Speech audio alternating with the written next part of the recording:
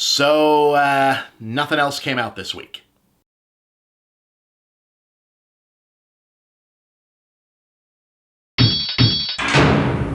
So here's a movie that's not really all that bad, but for the life of me, I can't think of any reason why anyone would actually want to watch it. It's well acted, it looks handsome, it has solid set design and cinematography, and it's filled with great actors and also Armie Hammer, but there's just not much of a point to it. Despite being pretentious as all hell, nobody's really playing that far outside their wheelhouse, and there aren't any big set-piece moments you just have to see, so when the show-offy multi-track narrative finally gets where it's going, you get your answers, but you also get a big goddamn pile of "that was fucking it?"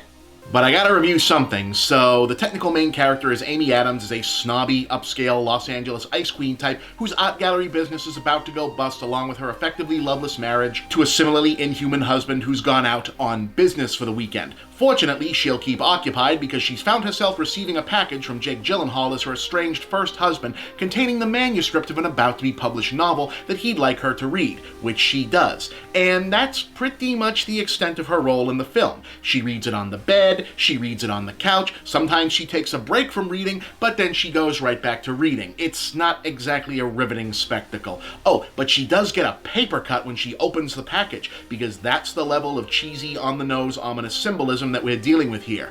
They think they're gonna win awards for this shit. But in any case, while she's reading, we get to see the story within the book dramatized for us by a different set of actors, save for Gyllenhaal, who portrays his author character's obvious self-insert protagonist because isn't that fucking clever. Said story is a lurid, gritty, ultra-grimy crime thriller about a guy who goes looking for revenge after he and his family get savagely assaulted by a gang of vicious redneck carjackers in the middle of nowhere, eventually teaming up with Michael Shannon, yay, as an old-school badass detective to take the law into their own hands. You see, where the real world is icy and cold and sterile, the fictional part is bloody and sweaty and visceral. Clever. Anyway, this goes on for a while and we start to get a third story track when the super dark manuscript starts to disturb Amy Adams so much that she starts having flashbacks to how their relationship began and eventually fell apart in the first place, which of course rhymes with the events of the book in arch yet vague and unsatisfying ways. I mean, you get where the conceit is going pretty much right away, i.e. eventually there'll be a denouement and we'll go,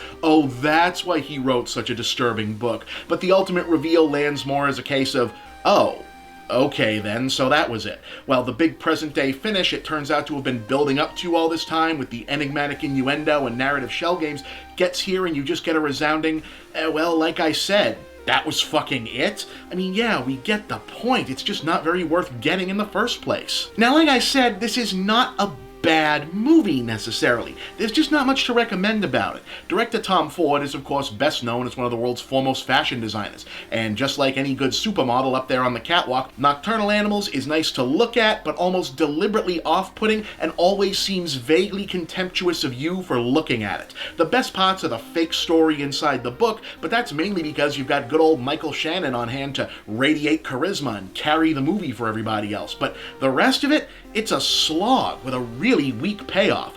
2 stars, you don't need to care about this one.